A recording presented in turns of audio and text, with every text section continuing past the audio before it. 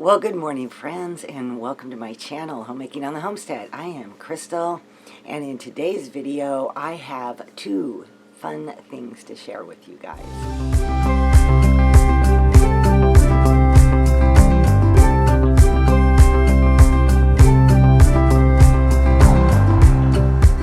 So the first part of this video, you could probably tell by the thumbnail, is a great big thank you. I mentioned it in my last video, but I have now officially reached 5,000 subscribers.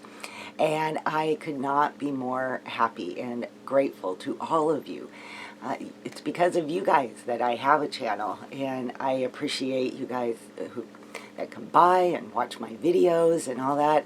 I am feeling incredibly blessed and somewhat overwhelmed, I think, just to see how my channel has grown. And I appreciate it so much that what I decided to do was a little, it's not a giveaway, it is a gift to everyone. So I'm going to tell you all about that gift in just a minute. But before I do, I am going to also share with you a recipe, because homemaking and cooking go right hand in hand, don't they? And I just tried a recipe probably a little over a week ago, and we absolutely loved it. I loved it. My husband loved it. It was so good and so easy. This is a pizza recipe, and you are not going to believe, you guys, how fast this pizza comes together. You do not have a big crust to make. It is so simple how this is done. This recipe was shared with me she one of you guys, one of my viewers. Crystal is her name as well. And she sent it to me, and she said when she made it, she thought of me, which I thought was so sweet. And it looked something I would definitely want to try out. This recipe is called a Yorkshire pizza. And you're going to make everything just all in one pan. So I began this recipe by pulling out my pizza toppings. I had some mini orange peppers that I cut up. I had some mushrooms, onions, and sliced up some olives. I also had some sausage that I had previously cooked and pulled that out of the freezer. And I had some pepperoni. And of course, mozzarella cheese to go along with it. I also pulled out a jar of my own homemade spaghetti sauce.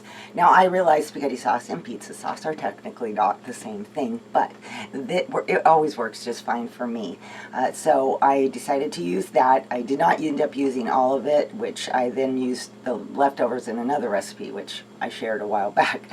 Now for the crust part, this is where it gets really fun to me, because this is the easiest pizza crust I have ever made in my life. All you need for this is flour, butter, eggs, salt, and a little bit of milk. I started by heating up my spaghetti sauce, and the reason I did that was because when you can, oftentimes the ingredients in the jars can kind of separate a little bit, and I just wanted to make sure that everything was back together and just like I like it.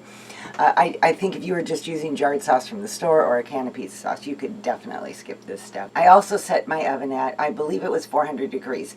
I will be leaving the recipe link in the description box below. So if my numbers aren't right, it has been about a week and a half 2 weeks since I made this. But I set my oven at 400 degrees, and the first thing you do is you put your butter into your pan, and you stick the pan with the butter into your oven while it's preheating, because you want that pan hot and you want all that butter melted. Then I got to work on making the crust. So to my flour that's in my bowl, I added the teaspoon of salt that the recipe calls for, and then I just kind of whisked that together. The recipe basically says next to just put the milk and the eggs right in with the flour, but I wanted to make sure that my eggs got mixed up well enough, so I just cracked the 2 eggs into the milk and then took a fork and just kind of whisked that up. Then I added the egg and milk mixture to the flour mixture and mixed that up until it was nice and smooth. By that time, my butter had come out of the oven, and I might have let it stand there just a little bit too long because it kind of got a little bit of brown, but it didn't affect the flavor and it worked just fine. And now the next step is you just pour that crust mix into your hot buttered pan, and you just make sure it gets spread around there evenly and nicely. And now you don't need to pre-bake this at all. Right on top of that crust mixture, you're going to put your spaghetti sauce or your pizza sauce. Now, you might want more than what I had. I didn't want too much sauce in there. So when I do this again, I will probably be using a little bit more spaghetti sauce than what I used in this batch. But it's your choice what you want and how much sauce you want. And then right on top of that, you just start assembling your pizza just like you normally would. I threw my pepperoni on there, my sausage on there, and then I topped it with my peppers, my olives, my onions, my mushrooms, and then it was time to add the cheese. So you just do whatever you want. You can, I don't remember even what the recipe said. I followed the recipe loosely, I should say, because I just did what we like to have on pizza typically. So I just covered the top with lots of mozzarella cheese. And I put it into my oven to bake. And when the baking time was up, I pulled it out, and it was just hot, bubbly. Everything had cooked. The crust had cooked completely. And it seriously was so delicious and so easy. So if you ever get in the mood for pizza for dinner and you just don't want to go through the hassle of making a crust, I recommend this because it is so easy to do. And like I said, it's already on my menu list again here to make soon. And I hope that you give this recipe a try. If you do try it, would you come back and tell me in the comments and tell me what you thought? And once again, I want to say a big thank you to Crystal for sending me this recipe. If you ever have a recipe that you think I might like based on the type of cooking you see me do, or something that you would like me to try out and see what I think of it, please send it to me. My email address is in the links below. You can contact me there. I'm also on Instagram, so you can message me on Instagram if you have an Instagram account. So yeah, just let me know what you think of this recipe and if you make it, and I hope you do. Okay, now for my gift for all of you guys.